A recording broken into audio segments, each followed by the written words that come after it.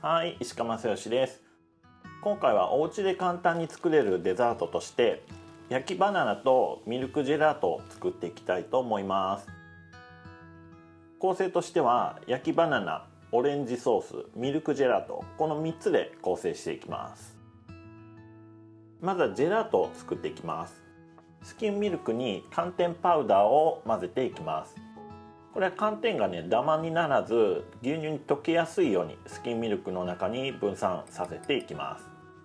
では牛乳に生クリーム、砂糖、水飴、スキンミルク、寒天パウダーすべてをね入れて火にかけていきます。水飴は砂糖を測った後中心をくぼませてそこに測るとボウルにくっつきにくくなります。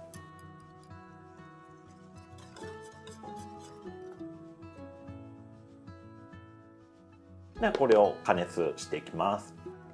今回は加熱殺菌されているもの、例えば牛乳や生クリームですね、あとは砂糖やスキンミルクなどの常温で保管できるものだけを使ってますので殺菌するものはないんですけども、寒天パウダーを溶かすために温度を上げていきます。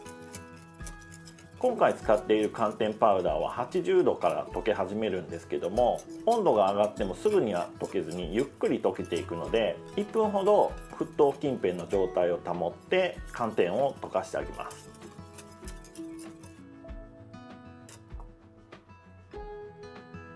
ではタッパーなどにアルコールを振ってから一度こして移していきます。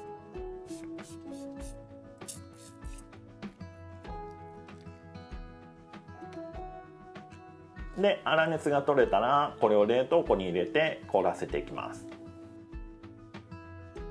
では盛り付けで使うオレンジソースを作っていきますね。鍋にオレンジジュース、カソナード、スターアニス、レーズンを入れて沸騰させていきます。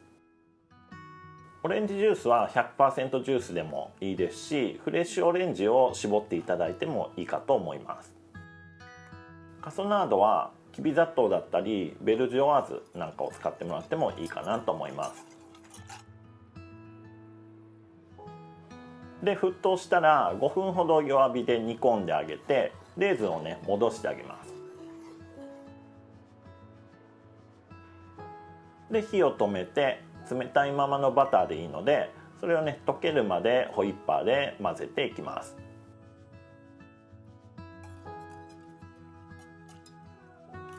これでオレンジソースは完成ですね。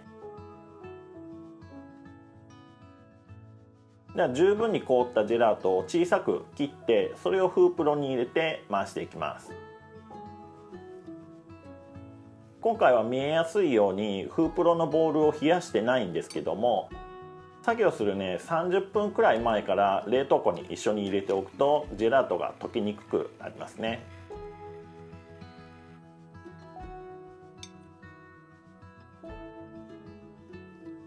硬いところがなくなって滑らかになれば少し深めのお皿などに移して冷凍庫で保管していきます。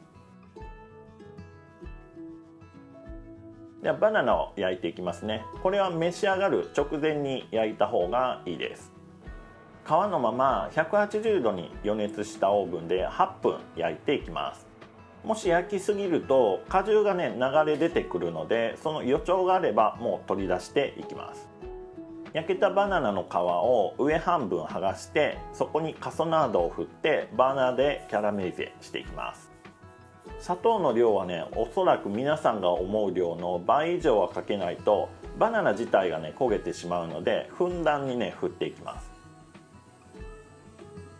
きれいに焦げ目がついたらお皿に移していきます。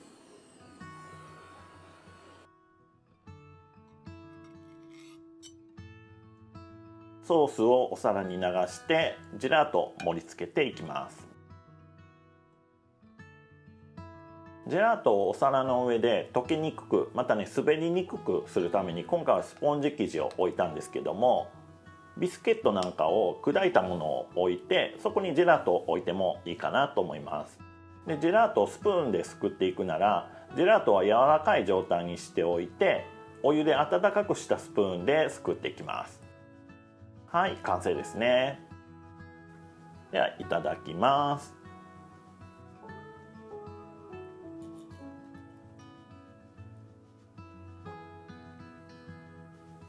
これは安定の焼きバナナですね。表面をキャラメリゼしたことで口の中にね細かいカリカリ感もあるんですね。これいいですね。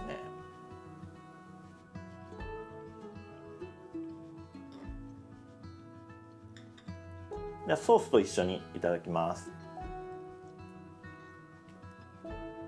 ソースを絡ませるとね、いきなりお店の味になりますね。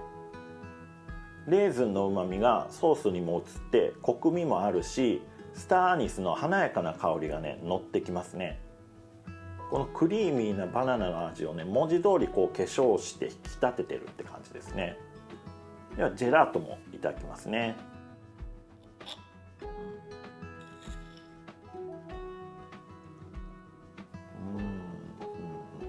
口の中にね香りが残っているところに食べるとジェラートがねさっぱりさせてくれて、最後にねミルキーな香りが残っていくんですよね。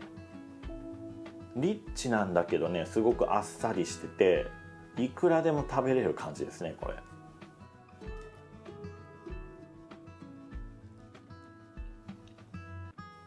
今回はソースにスターアニスを使ったんですけども、お好みでシナモンだったりカルダモンなんかに変えてもいいですし、お好きにね組み合わせていただいてもねすごく華やかさが出るソースだと思います。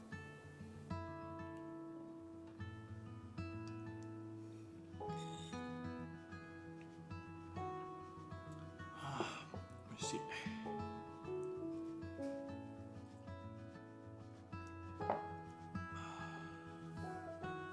はい、ごちそうさまでした。ではまた次の動画でお会いしましょう。石川正義でした。バイバーイ。